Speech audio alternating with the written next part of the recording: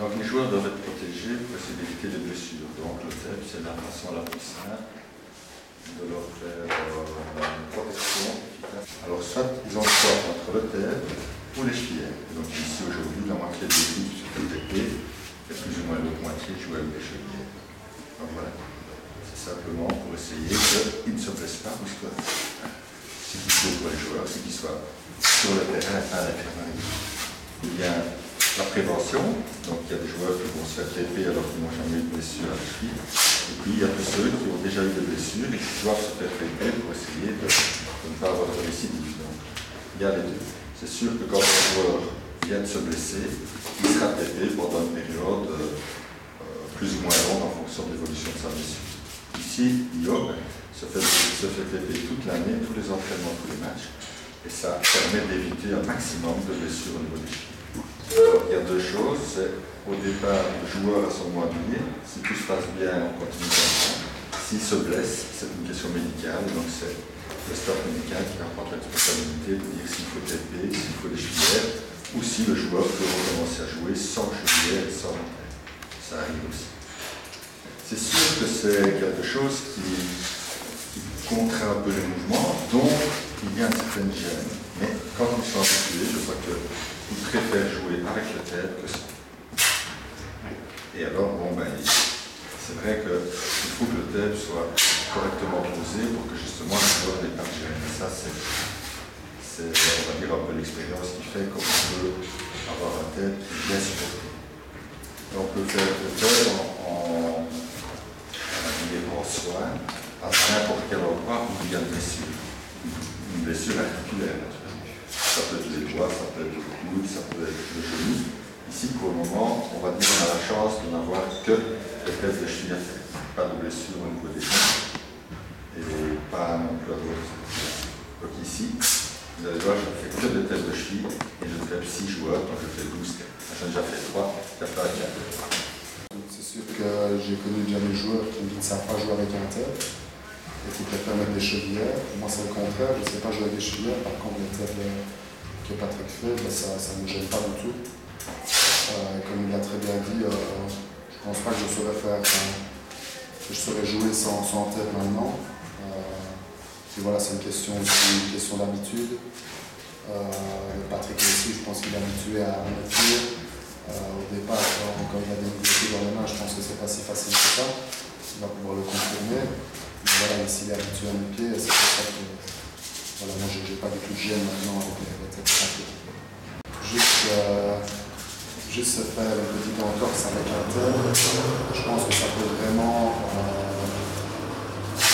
être moins, la blessure peut être vraiment moins grave si on a les têtes que sans tête.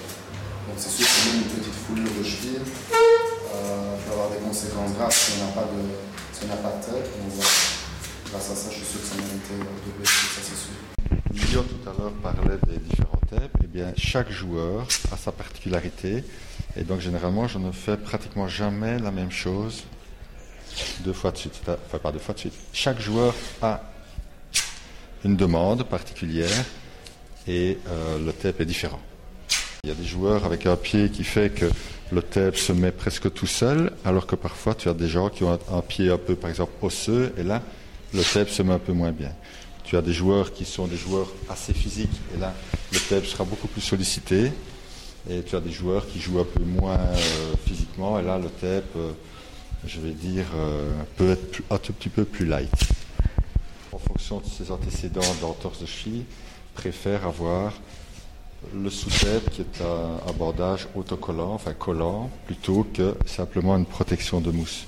De nouveau, c'est Yarok qui se sent mieux avec ce genre de TEP, il se sent mieux soutenu et ça lui convient bien, ça ne le gêne pas et donc c'est un bon compromis.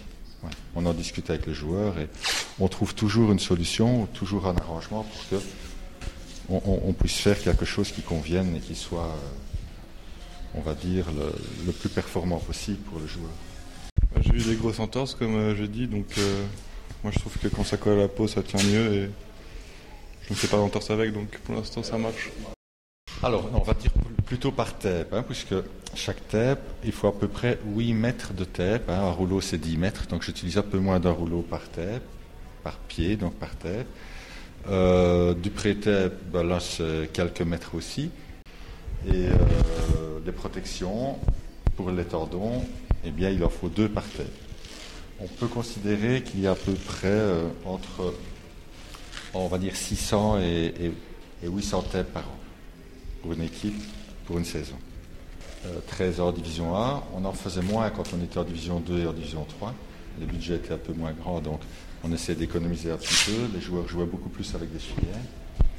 Mais ici en division 1, donc ça fait à peu près, quelques milliers de tapes, de 10 à 15 000 tapes depuis que je suis à Liège.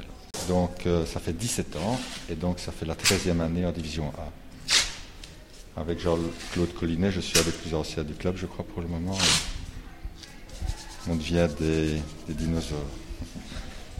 Si un joueur n'est pas TP et qu'il ne se fait jamais mal, on ne lui dira rien. Mais si un joueur a des chevilles fragiles, il sera obligé de se faire protéger, et donc soit les chevillères ou le tape.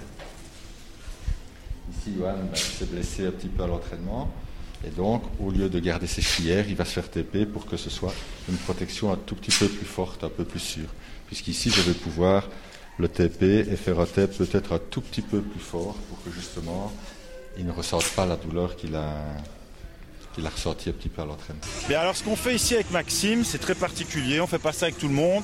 En fait, la première règle avant les matchs, c'est que tous les joueurs sont libres parce que chaque joueur a un peu sa routine de fonctionnement avant les matchs. Donc là, moi, je suis là pour m'occuper des joueurs en fonction de leurs demandes. À l'occurrence, ici, donc, je reviens à Maxime.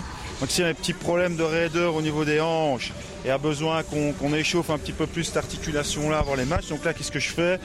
Je mobilise un petit peu l'articulation dans les différents plans, de manière à échauffer spécifiquement la hanche.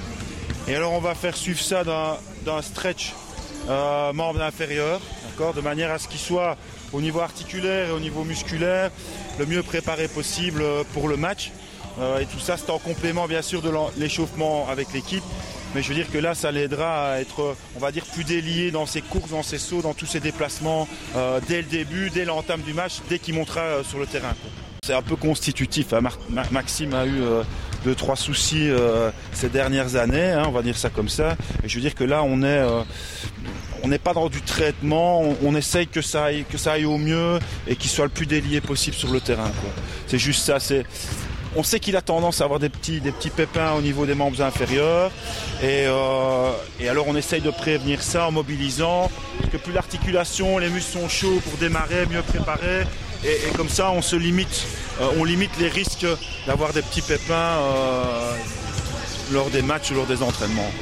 Et à Liège, on n'aime pas les pépins, mais je veux dire de manière générale, que ce soit à Liège ou ailleurs, personne n'aime ça. Et en l'occurrence, le préparateur physique encore moins que les autres.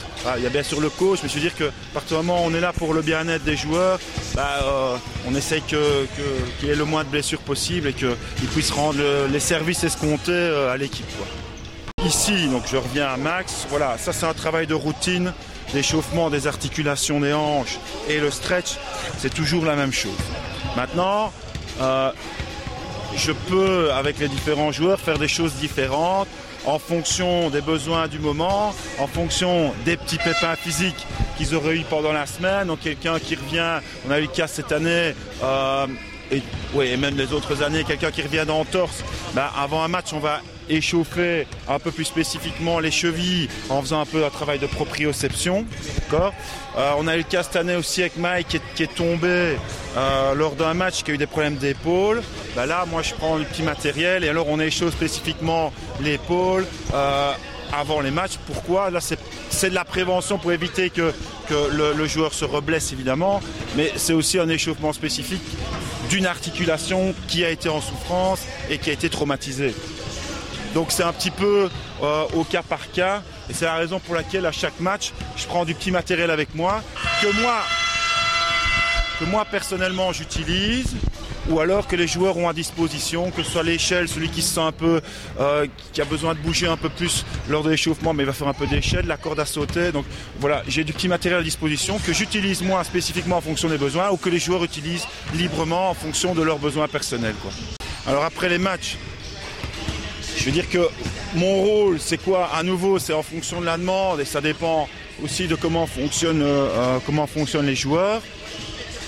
On va dire que globalement, j'assure des stretchings directement après le match. Et là, à nouveau, voilà, on a Mike Smith cette année qui demande systématiquement après les matchs un stretch jambes. Donc il aide à récupérer, lui. Donc à nouveau, chacun réagit un peu différemment. Il n'y a aucune obligation. Et puis bon, de toute façon, moi, je ne peux pas me permettre non plus d'étirer tout le monde, sinon le pauvre dernier, il passe à minuit. Mais bon, globalement, c'est à la demande. De toute façon, il y a le lendemain des matchs. On a généralement un décrassage où là, on fait tourner un peu les jambes sur le vélo. On fait un bon stretch, c'est le moment où on fait un peu de proprioception aussi, donc en récupération du match. Donc là, après les matchs, c'est en fonction de la demande. Et de toute façon, il y a une session on va dire de cool-down qui est organisée généralement le lendemain des matchs. On fait ça au kinéo, comme ça, après le travail de vélo, d'étirement. Les gars peuvent aller aussi au centre de bien-être. Donc il va au sauna, jacuzzi, piscine. Donc la récupération est prévue en groupe, mais généralement le lendemain, parce que après les matchs, c'est vraiment compliqué d'organiser ça pour tout le monde, quoi. Alors aussi, ce qu'on a après les matchs, aussi en fonction de la demande, on a des bassines d'eau froide et les gars qui le désirent peuvent aller directement dans ces bassines d'eau froide. À nouveau, je répète ça à la demande. Ce qui se passe, c'est que quand on fait un cool-down, on a déjà organisé ça ici, un cool-down, où je fais venir les gars 2 par 2, et 2 par 2, ils vont dans les bassines d'eau froide. Et là, c'est plus systématique, on va dire.